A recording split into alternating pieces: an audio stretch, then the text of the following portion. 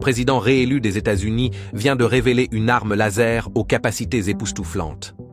Alors que la Russie exhibe ses missiles hypersoniques avancés, Trump a répliqué avec une arme laser d'1 milliard de dollars conçue pour détruire ces missiles. Cette nouvelle arme a écrasé toutes les normes précédentes de la défense américaine, lui offrant un avantage inégalé. Mais comment fonctionne exactement cette arme laser? Quel impact aura-t-elle sur les conflits futurs? Rejoignez-nous pour découvrir les caractéristiques incroyables de l'arme laser d'1 milliard de dollars de Trump, capable de surpasser tous les missiles hypersoniques russes. Le Self-Protect High Energy Laser Demonstrator est un système d'armement avancé conçu pour protéger les avions militaires américains contre des menaces telles que les missiles, les drones et autres attaques aériennes. C'est comme un champ de force composé de lumière, offrant un moyen incroyablement rapide et efficace de neutraliser les dangers imminents. Cette technologie peut sembler sortie d'un film de science-fiction, mais elle est bien réelle et vise à renforcer la sécurité des forces militaires. Cette arme laser fonctionne en utilisant des lasers puissants pour détruire les missiles ou autres menaces avant qu'ils n'atteignent leur cible. Lorsqu'un missile ennemi verrouille un avion, cette arme utilise ses lasers à haute puissance pour l'abattre dans les airs, l'arrêtant net. Ce laser ne se contente pas de toucher le missile pour l'endommager, il brûle ses composants électroniques, assurant ainsi sa destruction totale sans laisser de débris dangereux. L'un des aspects les plus impressionnants de cette arme est sa rapidité d'action. Les lasers se déplacent à la vitesse de la lumière, ce qui leur permet de réagir instantanément à une menace. Lorsqu'un missile est tiré sur un avion, il faut plusieurs secondes avant qu'il n'atteigne sa cible, mais cette arme peut le détruire en une fraction de seconde. Un autre avantage majeur est que, contrairement aux armes traditionnelles comme les missiles ou les balles, les lasers n'ont pas besoin d'être rechargés. Une fois installée et alimentée, cette arme peut tirer en continu jusqu'à ce que la menace soit éliminée. À l'inverse, un système de défense classique est limité par le nombre de missiles qu'il peut transporter. Cette arme, elle, peut générer un flux quasi illimité d'énergie laser tant qu'elle dispose d'une alimentation suffisante qui provient du système électrique de l'avion. Cette capacité de tir continu est idéale pour gérer plusieurs menaces simultanément, comme une attaque massive de missiles ou de drones. Plutôt que de devoir choisir quelle cible éliminer en priorité, ce système peut les abattre les unes après les autres, sans risque d'épuisement. Le laser utilisé est extrêmement puissant et précis. Il peut localiser de petites cibles à grande distance, ce qui en fait un outil redoutable pour stopper les menaces aériennes. Mais cette précision ne vient pas seulement de sa capacité à toucher des objets minuscules. Le système est capable de focaliser son laser sur un point spécifique, détruisant uniquement la partie la plus critique de la cible, comme son système de guidage ou son réservoir de carburant. Cela permet d'éliminer efficacement la menace sans gaspiller d'énergie. Toutefois, comme toute nouvelle technologie, cette arme présente certains inconvénients et défis à surmonter. L'un des principaux problèmes est sa consommation d'énergie. Bien que les avions équipés de missiles hypersoniques disposent de moteurs puissants, les lasers nécessitent une alimentation électrique continue pour fonctionner efficacement, surtout sur une longue durée.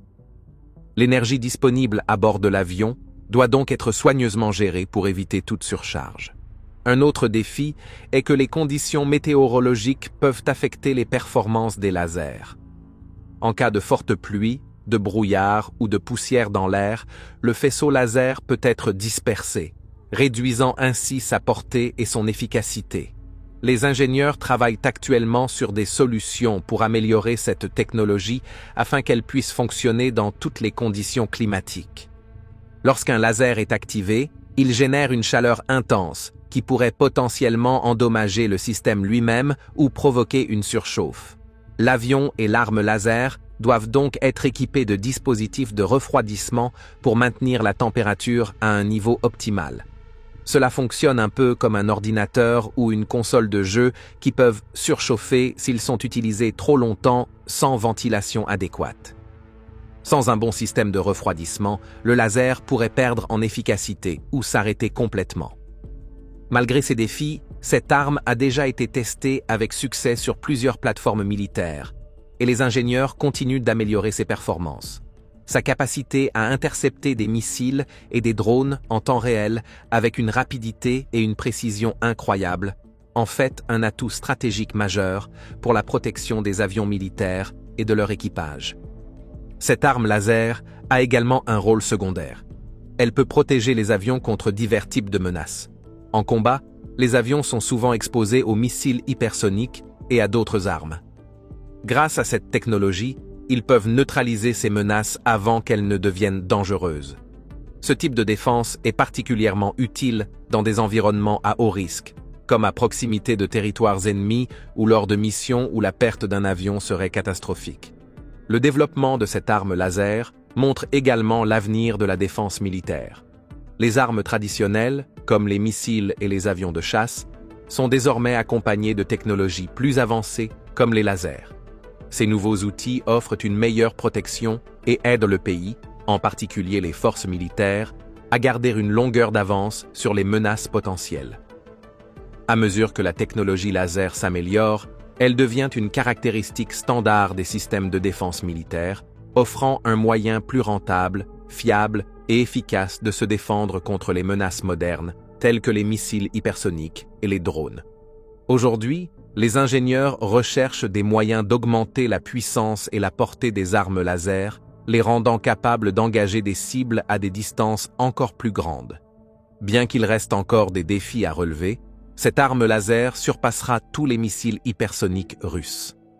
En parlant de missiles hypersoniques, examinons les 3 missiles hypersoniques les plus puissants construits par la Russie, et voyons s'ils sont plus puissants que cette arme laser. Commençons d'abord par le Kh-47M de Kinjal, un missile hypersonique connu pour sa vitesse et sa précision remarquables.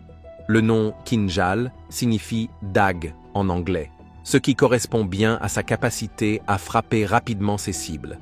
Introduit en 2018, ce missile représente une avancée majeure dans la technologie des armes modernes. Il peut atteindre des vitesses allant jusqu'à 10 fois la vitesse du son, connue sous le nom de Mach 10. Cette vitesse incroyable signifie qu'il peut parcourir de longues distances en très peu de temps, le rendant extrêmement difficile à intercepter pour les ennemis.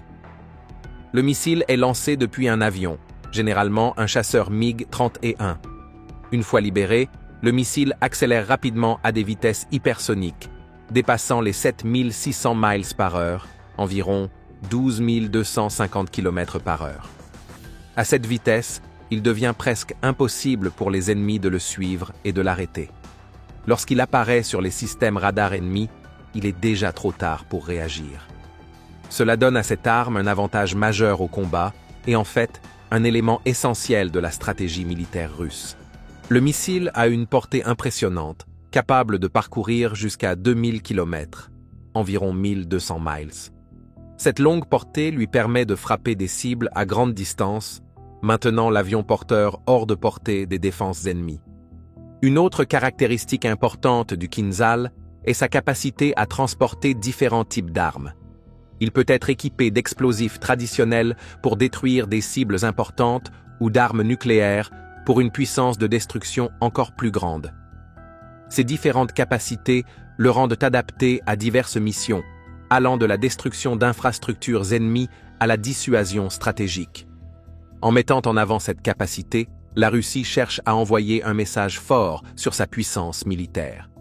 L'une des principales raisons pour lesquelles cette arme est si efficace est qu'elle peut contourner les systèmes de défense traditionnels.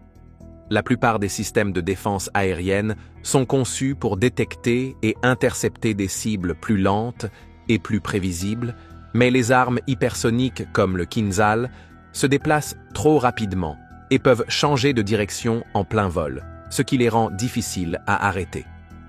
La combinaison de la vitesse et des mouvements imprévisibles du missile signifie qu'il atteint souvent sa cible avant que les défenses ne puissent réagir. Cependant, créer une arme aussi avancée présente des défis. Construire un missile capable de voler à des vitesses hypersoniques nécessite des matériaux et des technologies spéciales. La chaleur extrême générée à ces vitesses peut affaiblir ou faire fondre le métal.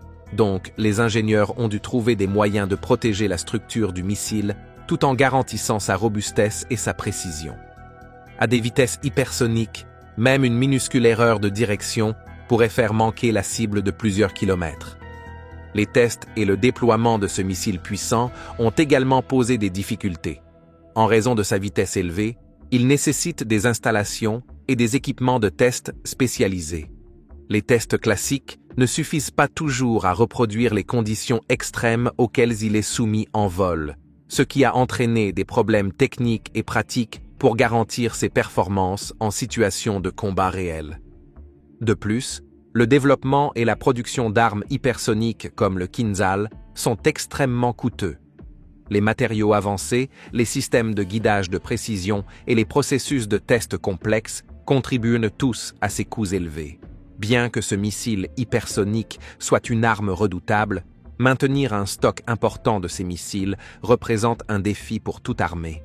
Malgré ces défis, il est considéré comme l'une des armes les plus efficaces en raison de sa vitesse et de sa capacité à déjouer les défenses.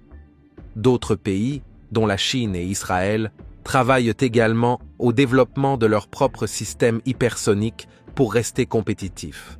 Le Kinzhal fait partie du plan de la Russie visant à moderniser et renforcer sa puissance militaire. En se concentrant sur des armes avancées comme les missiles hypersoniques, la Russie cherche à conserver un avantage sur ses rivaux potentiels. Cela a suscité des inquiétudes parmi d'autres nations et conduit à des efforts pour créer de nouvelles contre-mesures, comme l'arme laser américaine.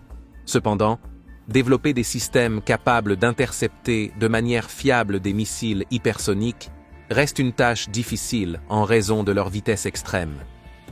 Le développement de ce missile a également inspiré un intérêt pour l'utilisation de la technologie hypersonique à d'autres fins. Certains chercheurs pensent que cette technologie pourrait être appliquée aux voyages spatiaux ou à des systèmes de livraison plus efficaces. L'introduction de ce missile puissant a également attiré l'attention sur la nécessité de discussions internationales sur le contrôle des armements.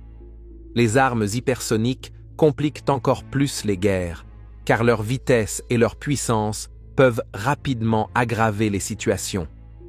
De nombreux experts craignent que ces armes ne déclenchent une nouvelle course aux armements, chaque pays cherchant à développer ou à contrer ses capacités hypersoniques.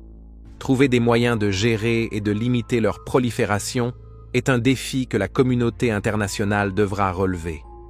Les États-Unis sont conscients de la menace que représente ce missile puissant, et Trump a décidé de développer cette arme laser coûteuse mais puissante pour le contrer. L'Avangard est également un planeur hypersonique russe, conçu pour se déplacer à des vitesses extrêmement rapides et échapper aux défenses ennemies. Ce véhicule planant peut atteindre des vitesses de Mach 20, soit 20 fois la vitesse du son.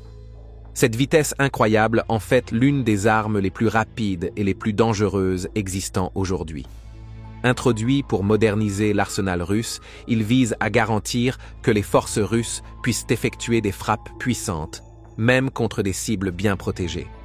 Contrairement aux missiles traditionnels qui suivent une trajectoire facilement prévisible, cette arme est conçue pour planer et se déplacer pendant son vol. Avant d'être lancée dans l'atmosphère, elle est placée au sommet d'un missile balistique intercontinental, puis elle se détache et commence à planer vers sa cible.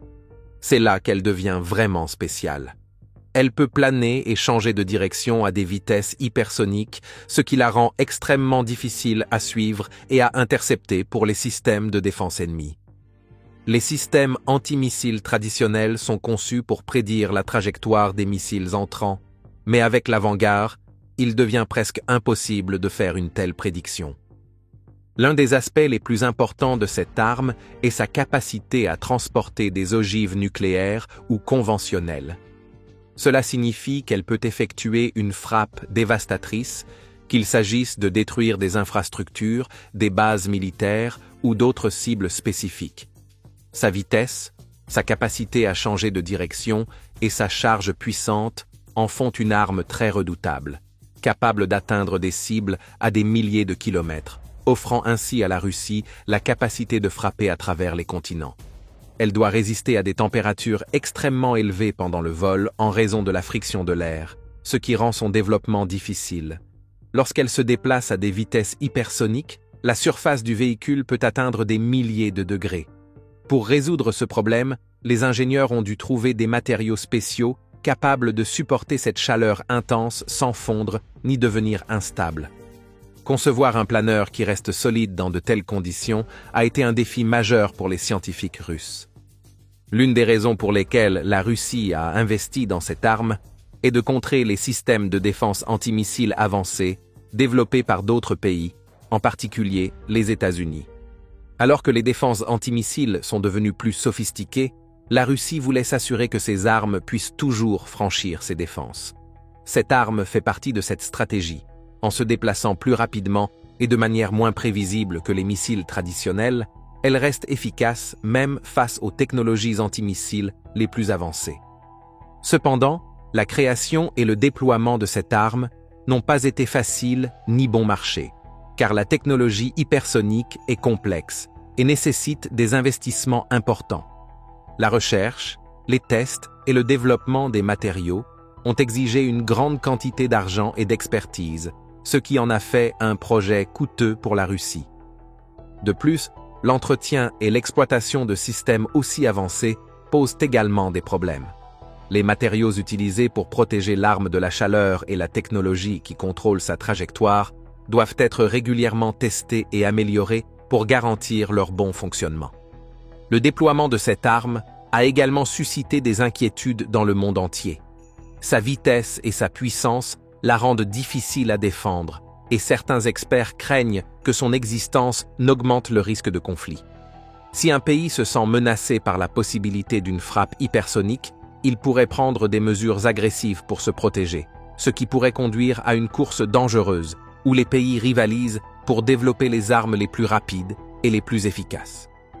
Malgré ces préoccupations, la Russie considère l'avant-garde comme un élément crucial de sa stratégie militaire. En démontrant qu'elle possède des capacités aussi avancées, elle espère dissuader ses ennemis d'agir de manière agressive. Cette arme est un moyen pour la Russie de montrer qu'elle peut frapper n'importe où, à tout moment, avec des armes presque impossibles à arrêter. Enfin, le Kh-32 est également un missile de croisière lancé depuis les airs, conçu pour frapper des cibles de grande taille telles que des porte-avions, des navires et des installations terrestres. Ce missile est une version améliorée du Kh-22, développé à l'origine pendant l'ère soviétique. Il a été conçu pour surmonter de nombreuses limites de son prédécesseur, le rendant plus rapide, plus précis et plus apte à déjouer les défenses aériennes avancées. Il est lancé depuis des bombardiers lourds, comme le Tupolev Tu-22M3, également connu sous le nom de Backfire. Après son lancement, le missile grimpe rapidement à une altitude élevée, atteignant parfois les limites de l'espace, avant de redescendre vers sa cible à des vitesses extrêmement élevées. Ce profil de vol est spécifiquement conçu pour compliquer l'interception par les défenses ennemies. Sa vitesse et ses capacités à haute altitude lui donnent un avantage majeur sur les missiles plus anciens, car il peut échapper à de nombreux systèmes antimissiles. L'une des caractéristiques de cette arme est également sa vitesse hypersonique. Elle peut atteindre des vitesses allant de Mach 4 à Mach 5. À de telles vitesses, intercepter le missile devient un défi majeur pour les forces ennemies. De plus, il peut manœuvrer pendant sa descente, le rendant imprévisible. Cela le rend encore plus difficile à abattre, car les systèmes de défense traditionnels sont souvent conçus pour contrer des cibles plus lentes et aux mouvements plus prévisibles. Le missile est également capable de frapper des cibles à une distance allant jusqu'à 600 miles, environ 965 km. Cela lui permet d'engager des cibles loin de l'avion de lancement, protégeant ainsi les bombardiers des défenses ennemies. Toutes ces caractéristiques font de ce missile une arme très efficace contre des cibles de grande valeur, comme les groupes de porte-avions. Son objectif est de pénétrer les défenses avancées et d'infliger un coup puissant pouvant perturber ou détruire les ressources ennemies. En termes de charge utile, il peut transporter une ogive explosive conventionnelle ou une arme nucléaire selon les besoins de la mission. Cette capacité lui donne la flexibilité d'être utilisé pour différents types de frappes allant des attaques à grande échelle aux missions plus tactiques. la possibilité de transporter une arme nucléaire en fait un avertissement puissant représentant une menace sérieuse pour tout ennemi. Cette double capacité fait de ce missile un atout stratégique pour l'arsenal russe. Malgré ces atouts, l'un des principaux défis a été d'améliorer les systèmes de guidage. Les ingénieurs ont dû concevoir des systèmes de guidage et de navigation avancés pour garantir que le missile reste sur sa trajectoire et atteigne sa cible avec précision, ce qui a nécessité des tests approfondis et des ajustements minutieux. La capacité du KH-32 à opérer à haute altitude et à se déplacer à des vitesses hypersoniques le rend difficile à contrer, même avec des systèmes de défense antimissiles avancés. Les systèmes antimissiles traditionnels sont conçus pour intercepter des cibles plus lentes et plus prévisibles, ce qui fait de la vitesse et de la trajectoire imprévisible du KH-32 un défi majeur. En grimpant à de hautes altitudes, avant de redescendre rapidement vers sa cible, il peut éviter de nombreuses mesures défensives et frapper avant que des contre-mesures efficaces ne puissent être déployées. Merci d'avoir regardé. Pendant que vous êtes encore là, cliquez sur le lien à l'écran pour découvrir une autre de nos vidéos. À tout de suite.